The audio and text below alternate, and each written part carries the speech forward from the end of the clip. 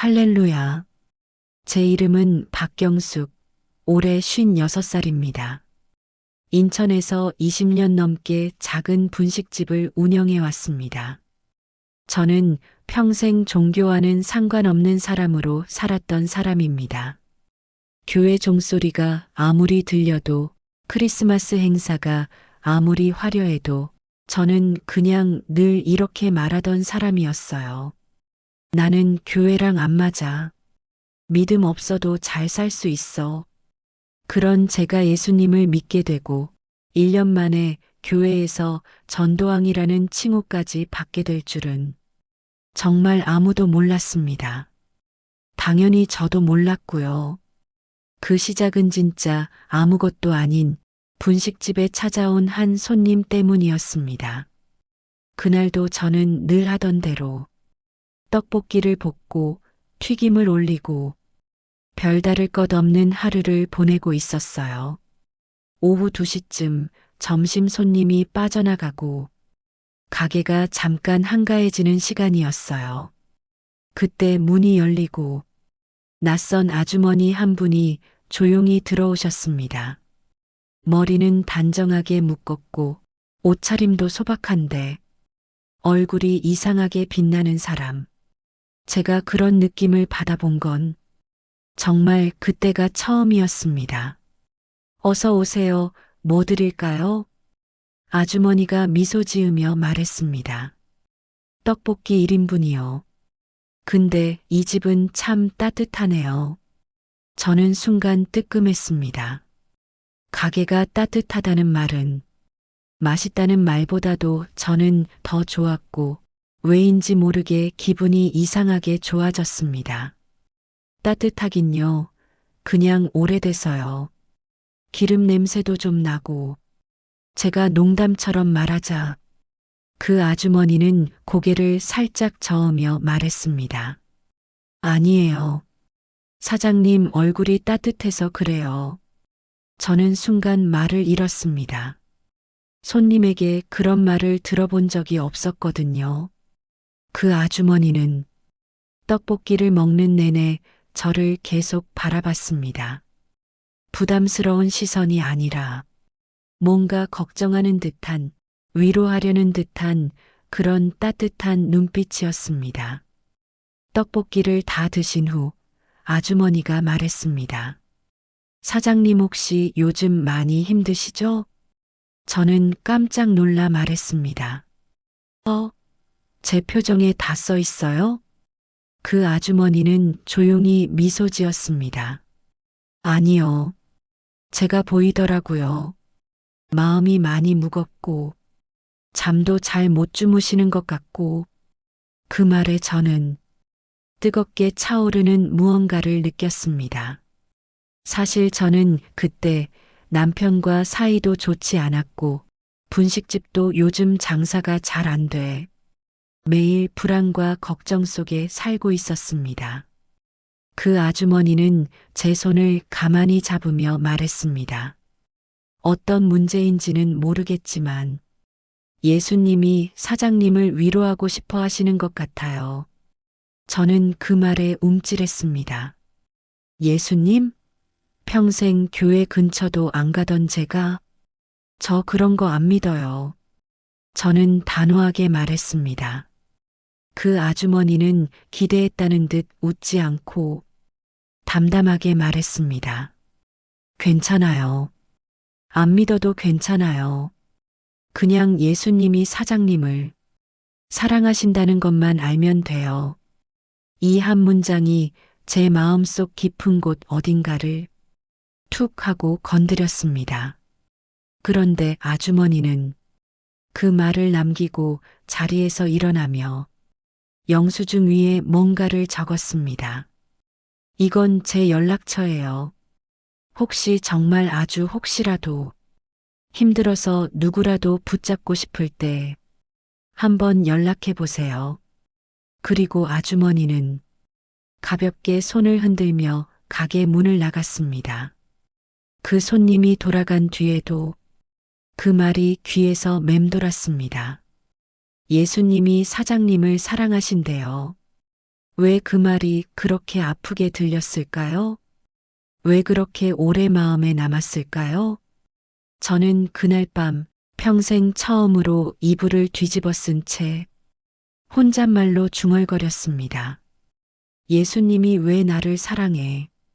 나는 그런 거 몰라. 그때 제 마음속에서 눈물이 터져 나왔습니다. 이유를 모르겠는 눈물. 억울한 것도 아니고 화가 난 것도 아니고 그저 누군가에게 사랑받는 느낌을 오랜만에 들었기 때문일지도 모릅니다. 아마도 저는 사랑이 고픈 사람이었던 것 같습니다. 며칠 후 그 아주머니가 다시 가게에 왔습니다. 문이 열리자마자 저는 본능적으로 말했습니다. 오셨어요. 정말 반가웠습니다. 저 스스로도 놀랄 만큼 아주머니도 환하게 웃으며 말했습니다. 사장님, 보고 싶어서 왔어요. 그 말 한마디에 왜 이렇게 눈물이 날 것 같았는지 떡볶이를 드시고 나서 아주머니가 말했습니다. 사장님, 제가 교회 다니는데 혹시 한번 와보실 생각 있으세요?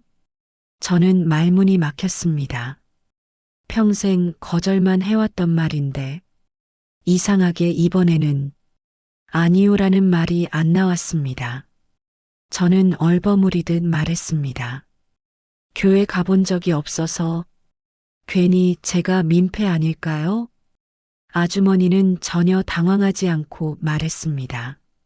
그럼요, 민폐 아니에요. 사장님 같은 분을 기다리는 자리가 교회예요. 그리고 조용히 말했습니다. 한 번만 와보세요. 예수님이 사장님을 기다리고 계시니까 그 순간 제 가슴이 뜨겁게 뛰기 시작했습니다. 저는 결국 그 다음 주일에 생애 처음으로 교회에 가게 되었습니다. 그리고 바로 그날 제 인생이 완전히 뒤집혀 버렸습니다. 저는 결국 그 아주머니의 권유를 따라 태어나서 처음으로 교회라는 곳에 갔습니다. 그날은 지금 생각해도 제 인생에서 잊을 수 없는 순간입니다. 주일 아침 분식집 문을 열기 전에 저는 아주 조심스럽게 교회로 향했습니다. 교회 앞에 도착했을 때 제 다리는 떨리고 심장은 이상하게 빨리 뛰었습니다. 내가 왜 이렇게 긴장하지? 내가 이런 데 와도 되나? 그러면서도 뭔가 마음 한구석에서 잘 왔다라고 말하는 것 같은 낯선 느낌이 들었습니다. 그때 그 분식집에 왔던 아주머니, 이제는 제게 집사님이라고 불러야 하는 그분이 저를 발견하고 환하게 손을 흔들었습니다. 사장님, 아니, 오늘은 성도님이라고 불러야겠네요. 그 따뜻한 환영에 제 긴장은 조금 녹아내렸습니다. 집사님은 제 팔을 잡고 교회 안으로 천천히 안내했습니다. 예배당 문을 여는 순간 따뜻한 공기가 훅 하고 밀려왔습니다. 찬양이 흘러나오고 많은 성도들이 기도하고 있었는데 그 장면을 보는 것만으로도 가슴이 먹먹해졌습니다. 나는 평생 혼자 버티며 살아왔는데 여기 있는 사람들은 누군가에게 기대고 있는 느낌이 들었습니다. 집사님은 제 손을 꼭 잡고 말했습니다. 경숙님, 마음 편하게 앉아서 그냥 들어만 보세요. 예수님이 경숙님 마음에 직접 말씀해 주실 거예요. 저는 아무것도 모른 채 조용히 자리에 앉았습니다. 예배가 시작되고 첫 찬양이 흘러나오는 순간 저는 이유도 모르게 눈물이 터져버렸습니다. 정말 갑자기 울음이 복받쳐 올라 주체할 수 없었습니다. 집사님이 제 등에 손을 올리며 조용히 말했습니다. 괜찮아요. 그게 은혜예요. 은혜? 나는 그 단어의 뜻도 몰랐습니다. 그저 눈물이 멈추지 않았습니다. 마치 내 안에 오래 묵어있던 돌덩이 같은 슬픔이 부서져 쏟아져 나오는 기분이었습니다.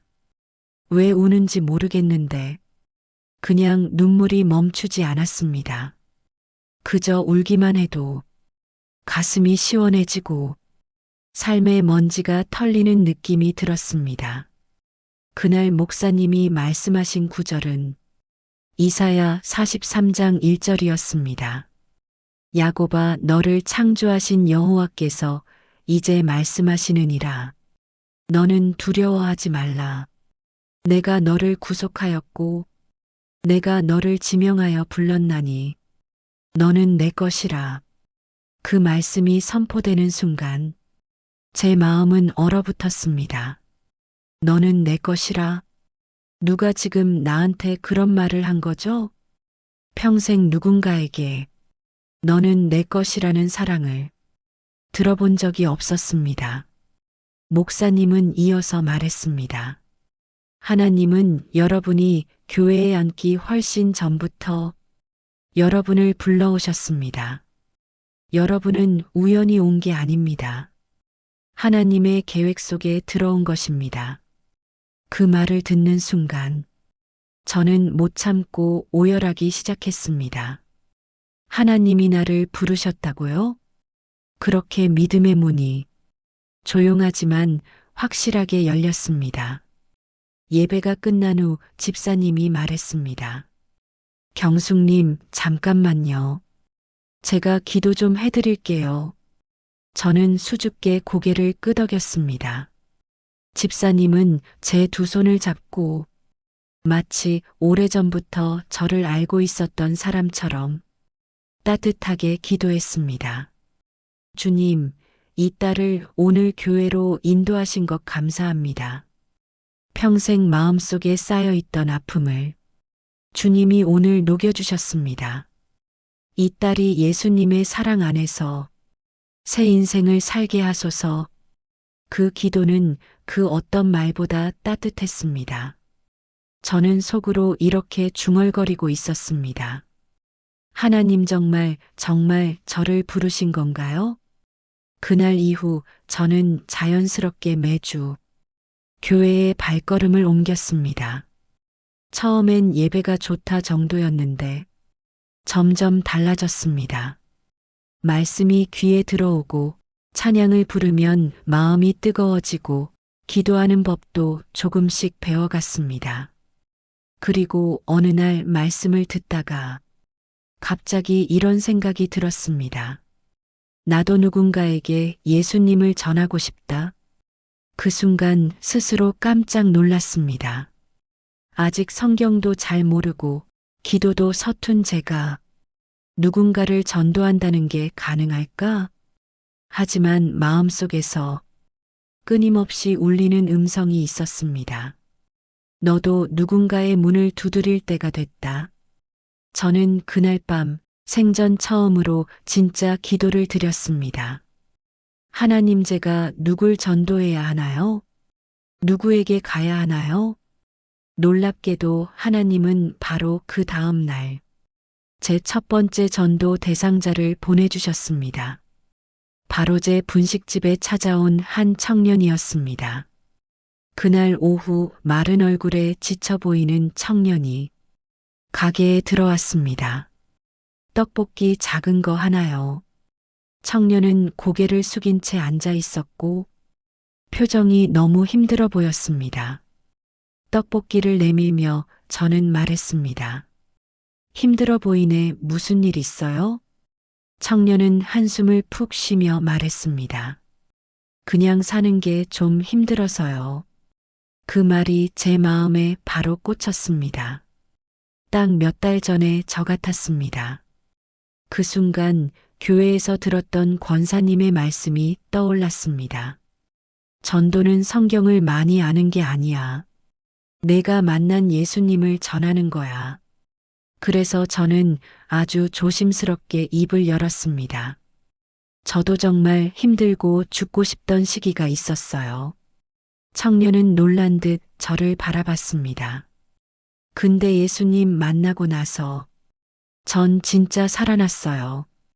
이 말을 하면서 제 목소리는 떨리고 가슴은 뜨겁게 뛰었습니다. 청년은 말했습니다. 예수님이요?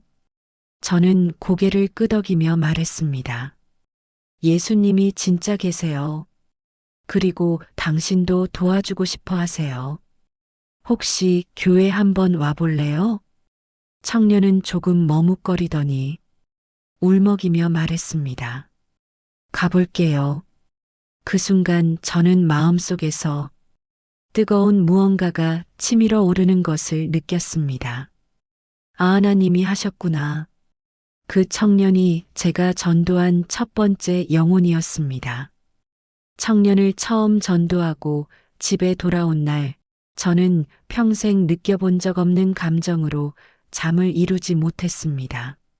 내가 누군가에게 예수님을 전했다니, 이게 정말 가능한 일이야?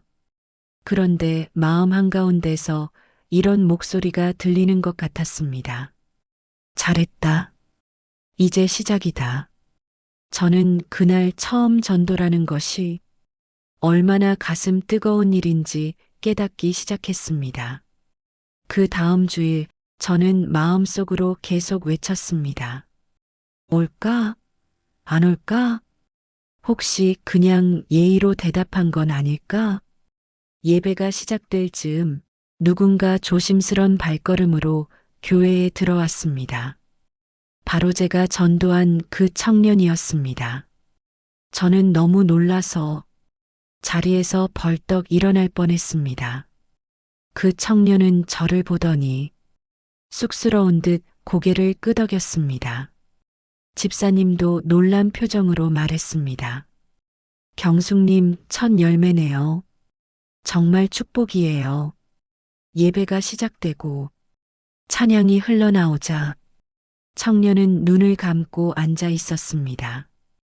그런데 찬양이 중반쯤 이르자 어깨가 들썩이기 시작했고 마지막에는 얼굴을 두 손으로 가린 채 울음을 참지 못했습니다. 예배가 끝난 후 저는 조심스럽게 물었습니다. 많이 힘들었구나? 청년은 떨리는 목소리로 말했습니다. 저 한 번도 누가 제가 소중하다고 말해준 적이 없어요. 근데 찬양을 듣는데 자꾸 그런 마음이 들었어요. 예수님이 저한테 내가 널 사랑한다고 말하는 것 같았어요. 그 말을 듣는 순간 저는 가슴이 먹먹해져 젊은 청년의 손을 꼭 잡고 말했습니다. 예수님 진짜 그래. 진짜 널 사랑하셔. 그날 청년은 정말 새 사람이 된 것처럼 표정이 환해져 있었습니다. 그 청년은 이후로도 매주 교회에 나오며 믿음이 쑥쑥 자라기 시작했습니다. 그 청년을 전도한 이후 놀라운 일이 벌어지기 시작했습니다. 분식집에 들어오는 손님 한 명 한 명이 다르게 보이기 시작한 것입니다. 어떤 사람은 표정이 너무 어둡고 어떤 사람은 말은 밝게 하지만 속이 비어있는 느낌이 들었습니다. 그때마다 저는 속으로 기도했습니다. 하나님, 저 사람은 어떤 마음일까요? 제가 다가가도 될까요? 그러면 이상하게도 잔잔한 마음의 감동이 올 때가 있었습니다. 그럴 때마다 저는 조심스럽게 말을 꺼냈습니다. 혹시 요즘 힘들지 않으세요? 잠이 잘 안 오시죠? 마음이 좀 무겁죠? 그러면 손님들은 마치 기다렸다는 듯 눈물을 흘리거나 고민을 털어놓기 시작했습니다. 제가 점쟁이도 아니고 사람 마음을 읽는 재주도 없습니다. 하지만 하나님이 사람의 마음을 느끼게 해주신다는 걸 저는 그때 처음 알았습니다. 그러다 보니 어느 순간 분식집이 그냥 분식집이 아니라 불안한 사람들, 상처받은 영혼들이 잠시 쉬어가는 기도방, 같은 공간이 되어 갔습니다. 그리고 저는 손님 한 명 한 명에게 예수님의 사랑을 전하기 시작했습니다. 처음엔 저도 당황했습니다. 나 장사해야 하는데 이러다가 손님들 떠나면 어떡해? 하지만 놀랍게도 전도를 시작한 지 몇 달이 지나자 매출이 오히려 더 늘어났습니다. 분식집 맛이 변한 것도 아니고 메뉴를 바꾼 것도 아닌데 손님이 끊이질 않았습니다. 사람들이 말했습니다. 사장님 가게에 오면 이상하게 마음이 편해져요. 여기 음식엔 정성이 있어요. 여기 와서 울고 간 사람 많대요. 히읗히읗. 어떤 분은 저를 사장님이 아니라 집사님, 권사님이라고 불러버렸습니다. 저는 웃으며 말했습니다. 아직 권사 아니에요. 그런 말 하시면 안 돼요. 그런데 1년이 지나지 않아 그 말이 실제가 될 줄은 정말 몰랐습니다. 사실 전도라는 게 항상 쉬운 건 아니었습니다. 어떤 손님은 저를 이상한 사람 보듯 했고, 저 그런 거 안 믿어요. 전도하실 거면 계산하지 마세요. 요즘 누가 교회 가요? 이렇게 비웃는 사람들도 많았습니다. 그럴 때마다 제 마음은 쿡쿡 찔리고 입술은 떨렸습니다. 내가 왜 이 일을 하고 있지? 내가 뭘 잘한다고. 하지만 그때마다 하나님은 특이한 방식으로 제 마음을 다시 일으켜 세우셨습니다. 전도를 거절하고 나간 손님이 며칠 뒤 다시 찾아와 말했습니다. 그때 제가 예민했어요. 저 혹시 교회 같이 가도 될까요? 그런 일들이 한두 번이 아니었습니다. 하나님은 제가 주저앉으려고 할 때마다 기적처럼 다시 일어날 힘을 주셨습니다. 제가 전도에 빠져들수록 가장 걱정했던 사람은 바로 제 남편이었습니다. 남편은 예전부터 교회를 싫어하고 종교 이야기를 하면 바로 화부터 내는 사람이었습니다. 저는 남편에게 전도할 용기가 없었습니다. 그런데 어느 날 남편이 갑자기 조용히 말했습니다. 여보 교회 그렇게 좋아? 저는 깜짝 놀라 말했습니다. 응나 교회에서 많이 달라졌어. 남편은 한참을 말이 없다가 천천히 입을 열었습니다. 그럼 나도 한번 가볼까? 그 말이 떨어지는 순간 저는 도저히 참지 못하고 남편 앞에서 울음을 터뜨렸습니다. 그리고 그 다음 주 남편도 교회에 나왔습니다. 처음엔 어색해했지만 설교를 듣는데 남편의 눈가가 붉어진 걸 저는 분명히 봤습니다. 그날 이후 남편은 술도 줄이고 말도 부드러워졌습니다. 가정이 회복되는 걸 저는 눈으로 똑똑히 보고 있었습니다. 아, 예수님은 정말 살아계시구나. 가정까지 바꾸시는구나. 제가 전도한 사람은 청년과 남편뿐만이 아니었습니다. 떡볶이 먹으러 왔던 아주머니, 홀로 밥 먹으러 왔던 노인, 배달 기사님, 중학생, 고등학생, 회사원들. 1년 동안 제가 분식집에서 전도하여 교회에 오게 된 사람이 23명이 넘었습니다. 교회에서는 제가 전도한 사람들의 모습이 보일 때마다 웅성웅성했습니다. 저분도 분식집 사장님이 전도했다던데 또 전도하셨대요? 어떻게 그런 은혜가 있을 수 있냐고? 그리고 마침내 담임 목사님이 저를 불렀습니다. 경숙 집사님, 우리 교회 전도왕이세요. 저는 손사래를 치며 말했습니다. 아이고 목사님, 저는 전도왕이 아니라 그냥 손님들 마음이 아파 보여서요. 하지만 목사님은 미소 지으며 말했습니다. 하나님은 경숙 집사님을 분식집 전도자로 부르셨습니다. 그 말을 듣는 순간 온몸에 전율이 흘렀습니다. 나 같은 사람에게 하나님이 이런 일을 맡기셨다는 사실이 너무나 벅찼습니다.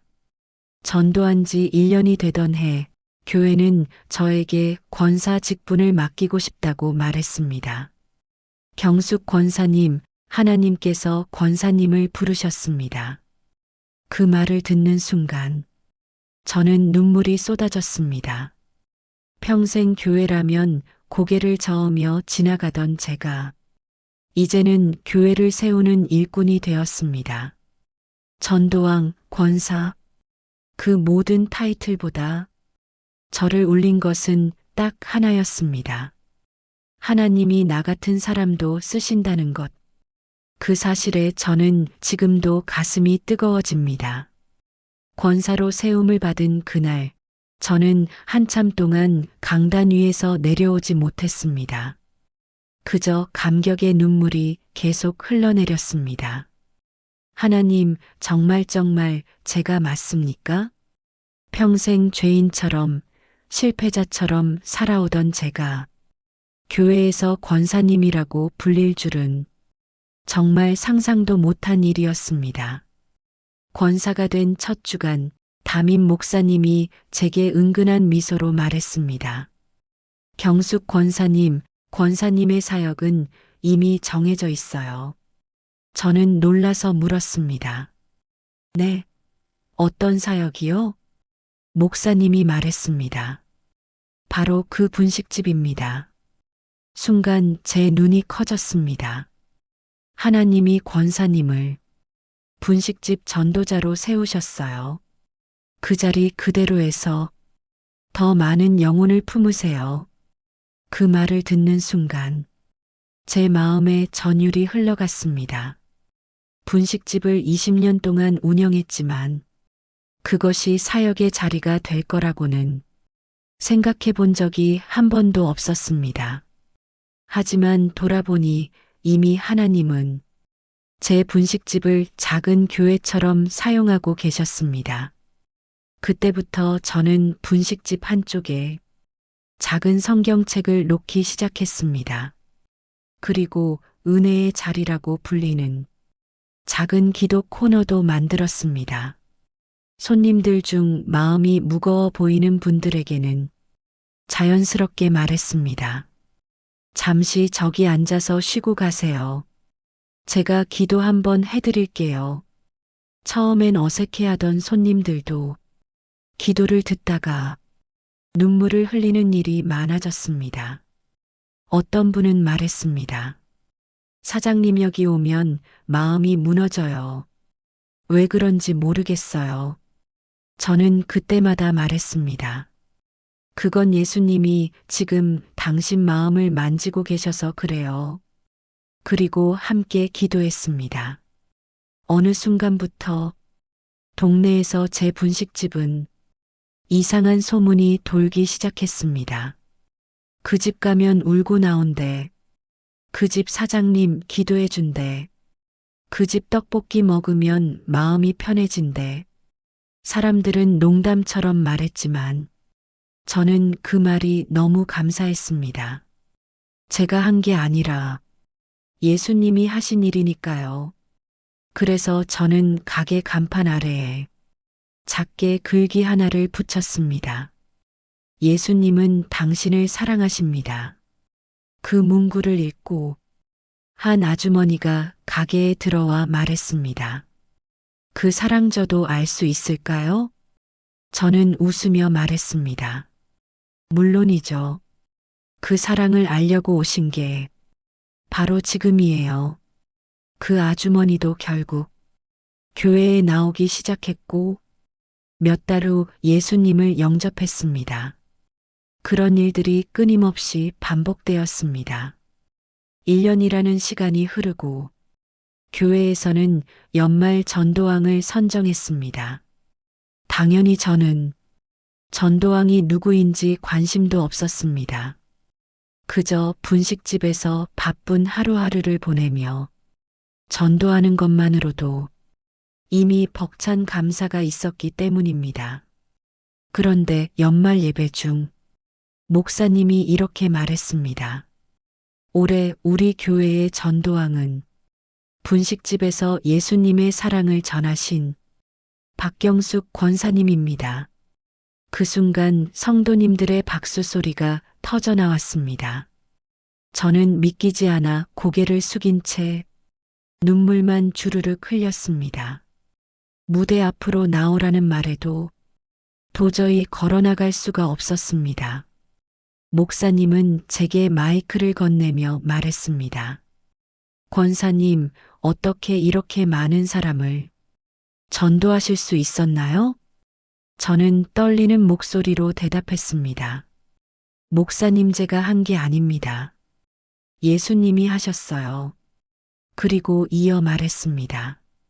저는 그저 손님을 조금 더 사랑하려고 했고, 그들의 마음을 조금 더 듣고 싶었고, 저를 사랑하신 예수님을 조금 전하고 싶었을 뿐이에요.